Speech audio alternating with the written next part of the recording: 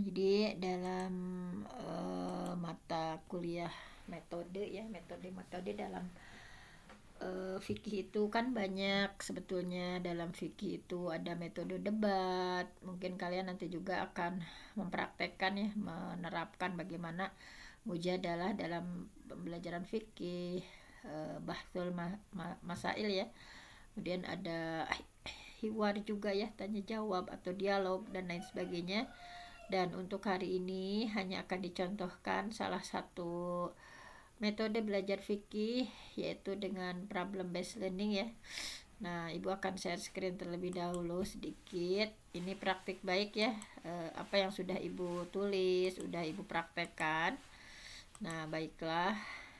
Nah, di sini sudah bisa terlihat bahwa salah satu metode ya dalam pembelajaran fikih ada namanya problem based learning. Dan ini sudah Ibu lakukan ya, problem based learning berbasis e-book fikih. Bagaimana belajar fikih itu mampu meningkatkan kreativitas berpikir siswa. Nah, misalnya di sini kita lihat ada salah satu di sini bahwa mempelajari hukum syara atau fikih itu ya, mempelajari hukum syara atau fikih itu sebetulnya diperlukan pemikiran kreatif atau ijtihad.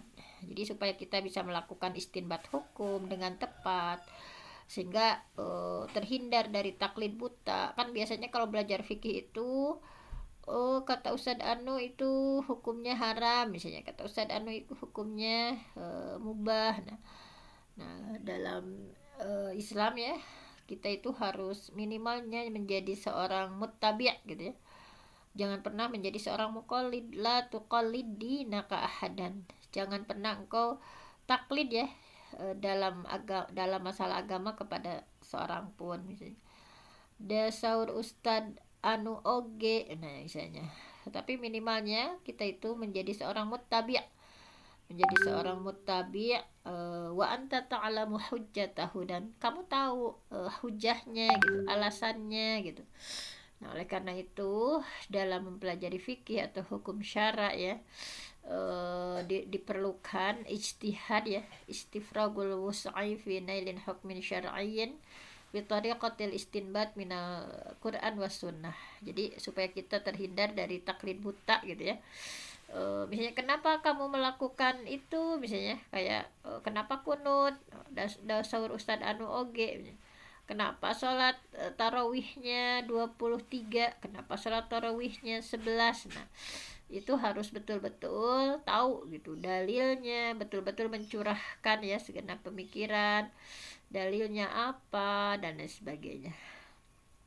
Nah, kemudian fenomena di lapangan ya menunjukkan bahwa pembelajaran fikih itu masih menekankan pada produk bukan proses gitu. Maksudnya tahu misalkan bahwa zina itu haram, bahwa sholat itu wajib, tetapi untuk turukul istinbatnya gitu ya, cara mengistinbat hukum itu nggak tahu. Misalnya kenapa hukumnya bisa menjadi wajib, kenapa hukumnya bisa menjadi mubah, kenapa hukumnya bisa menjadi makruh, misalnya itu tanpa tahu gitu apa gitu ya secara proses atau turukul istinbatnya, tetapi hanya tahu saja misalnya bahwa ini hukumnya sunnah, ini hukumnya haram misalnya. Nah, oleh karena itu melalui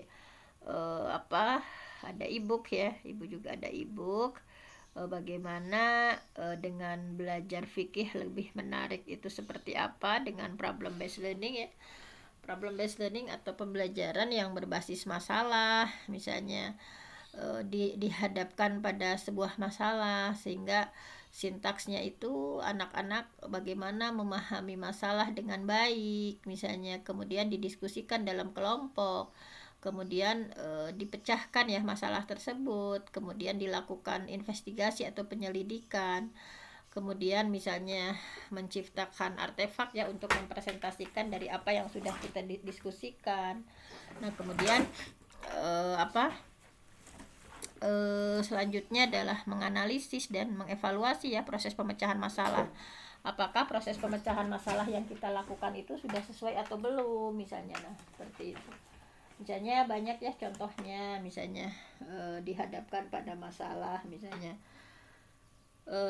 banyak ya, misalnya kalau yang sudah dibuat di sini ya, apa tentang masalah-masalah pernikahan ya, misalnya bagaimana masalah tentang sebuah situasi hitbah, misalnya setelah dihitbah kemudian orang tersebut misalnya dihitbah lagi oleh orang yang lain misalnya, atau bagaimana hukumnya, apa apalagi ya, banyak pokoknya ya yang sudah dibahas di sini. Nah selanjutnya kita akan sama-sama lihat ya bagaimana prosedurnya, misalnya ketika kita belajar fikih dengan problem based learning yang bisa meningkatkan kemampuan berpikir kreatif siswa.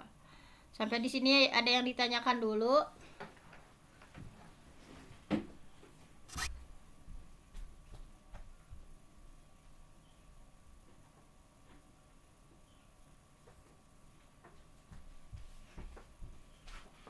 Halo, apakah masih pada ada ini teh atau sudah pada kemana?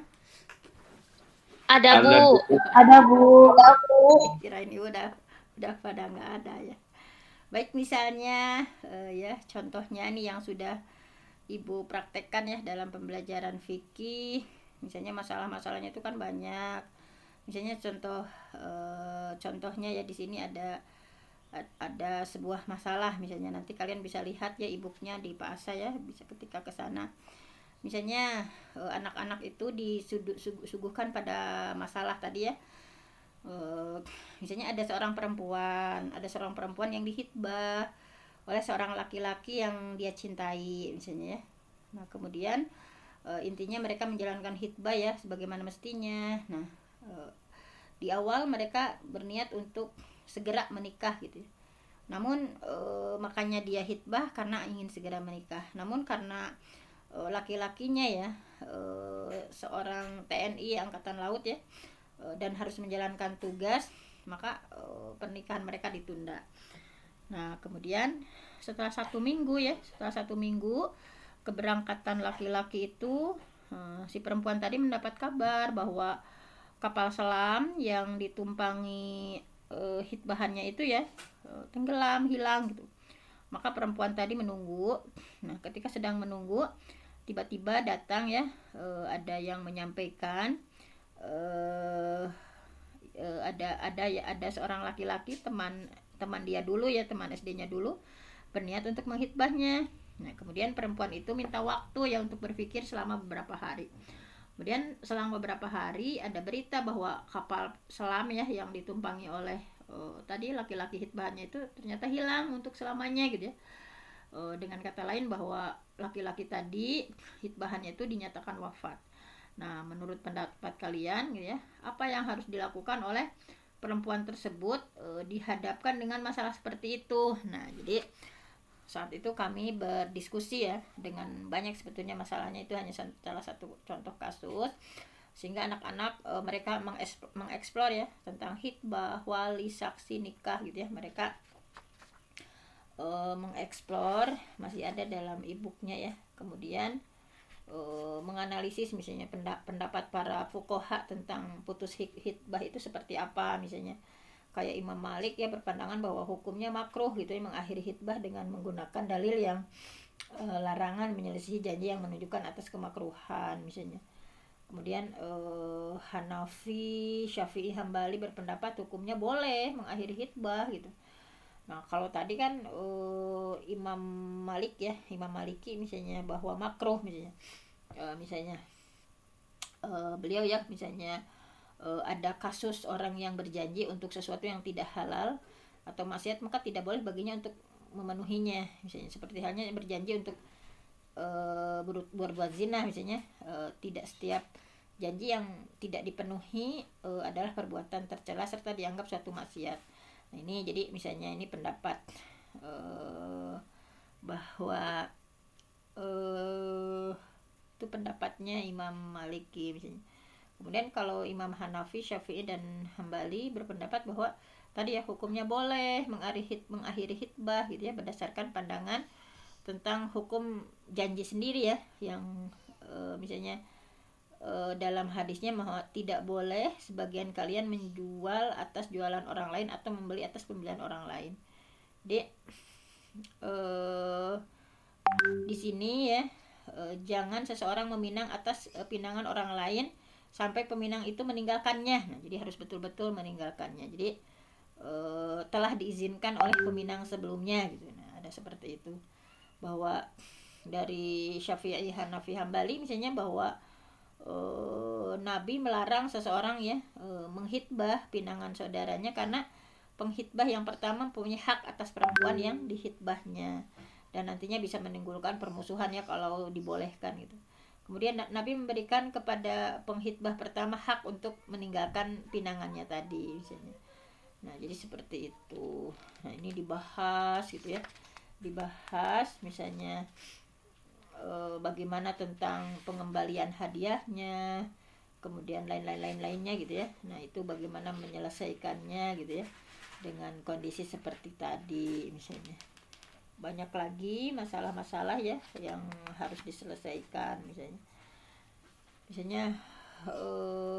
banyak lagi. Nanti kalian juga harus sebetulnya ini bagus dengan problem based learning ya, metode belajar dengan fikih, sehingga anak-anak itu betul-betul tadi ya langkahnya itu kan memahami masalahnya seperti apa, kemudian didiskusikan dalam sebuah kelompok, kemudian dipecahkan, kemudian ada penyelidikan ya, cari dari internet gimana, dari kitabnya gimana, dari ustadz gimana, kemudian dipresentasikan, kemudian dianalisis, kemudian dievaluasi apakah cara pemecahkannya benar atau enggak misalnya.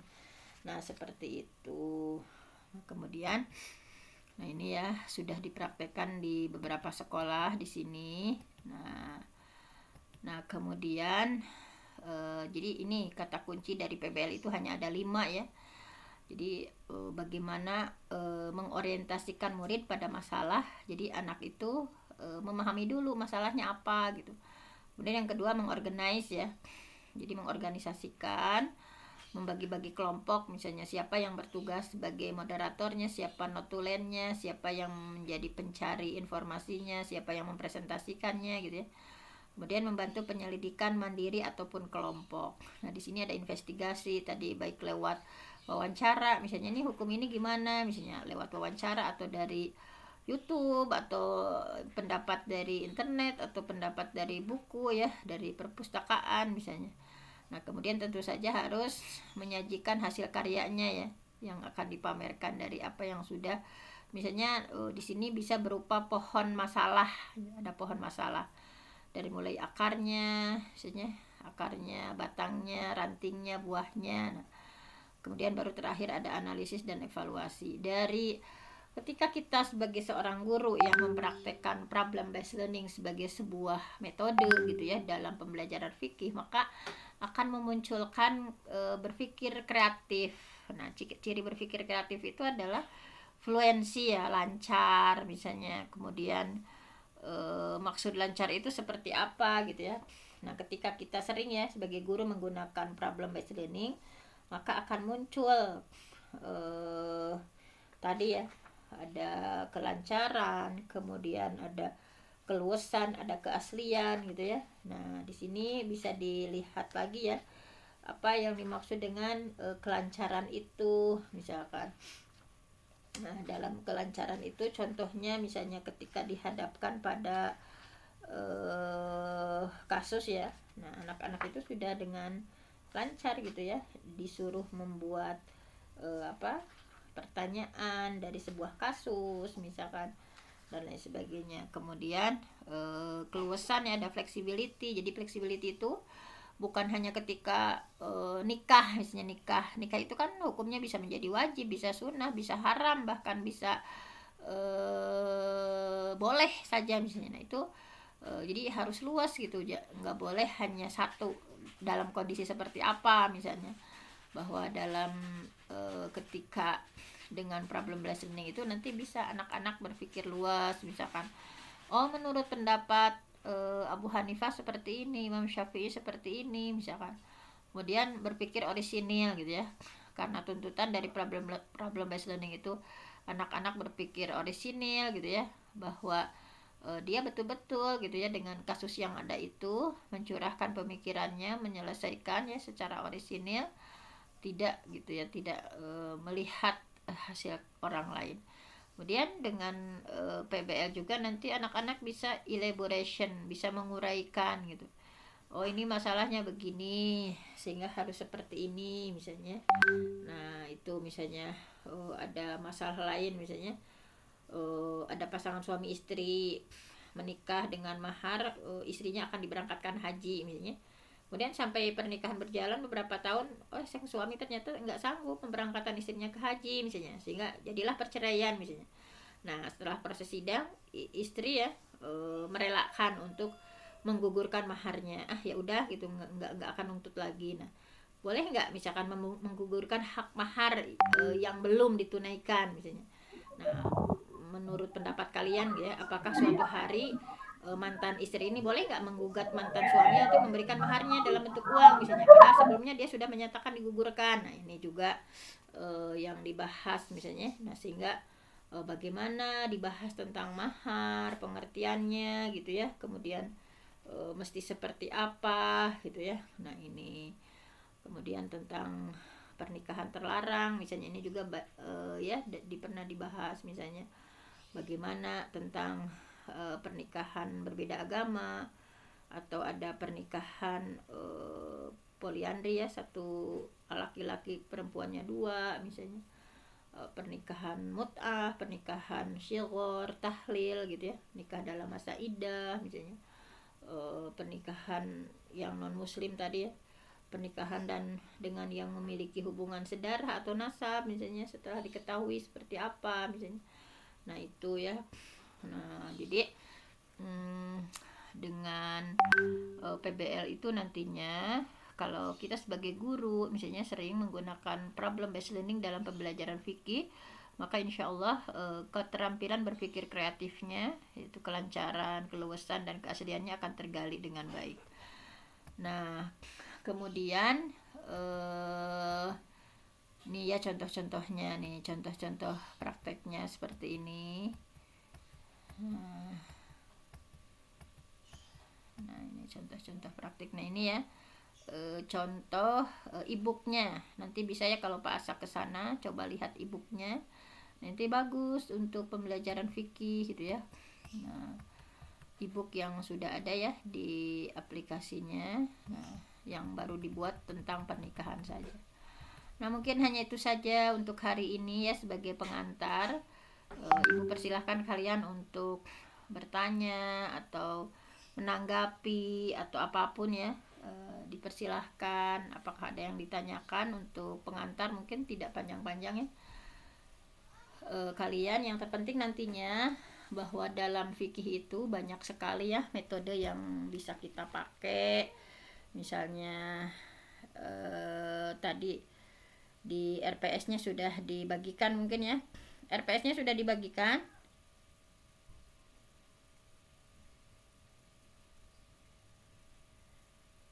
Halo. Belum, Bu.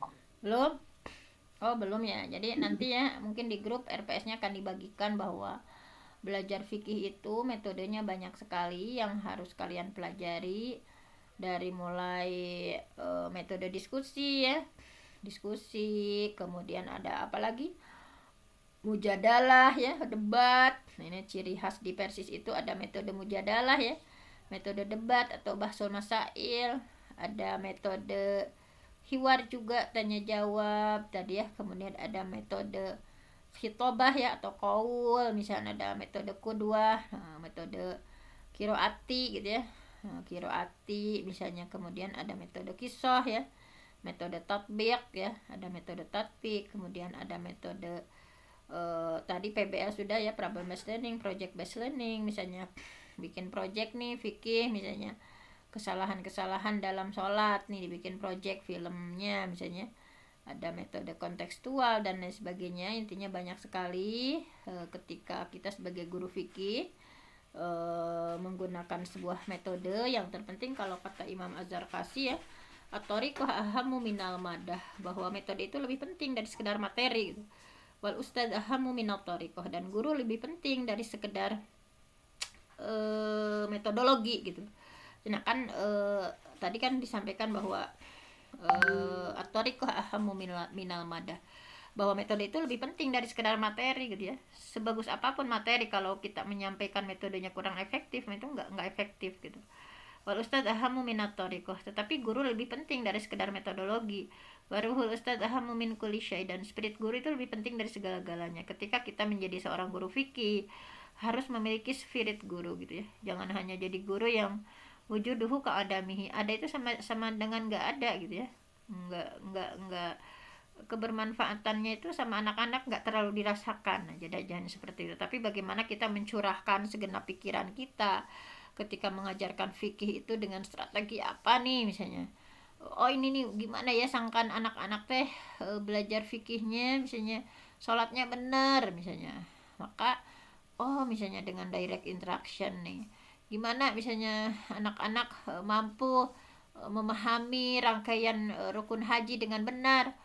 Misalnya dengan metode picture and picture ini bisa digunakan misalnya, dan lain sebagainya ya. Jadi silahkan nanti dieksplor, digali metode-metode dalam pembelajaran fikih selain yang ada di RPS-nya ya. Kalian juga menggali, kemudian dipraktekkan di kelas gitu ya. Ketika mujadalah nih, debat di semester atas kemarin, keburu ya ibu di kelas bagaimana mereka berdebat mengenai sebuah topik misalnya. Hanya itu saja untuk pengantar. Silahkan ibu berikan kesempatan kalau ada yang ditanyakan atau ada konfirmasi, silahkan. Ada yang ditanyakan?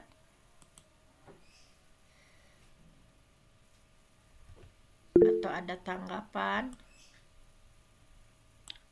Bismillahirrahmanirrahim. Ibu izin bertanya.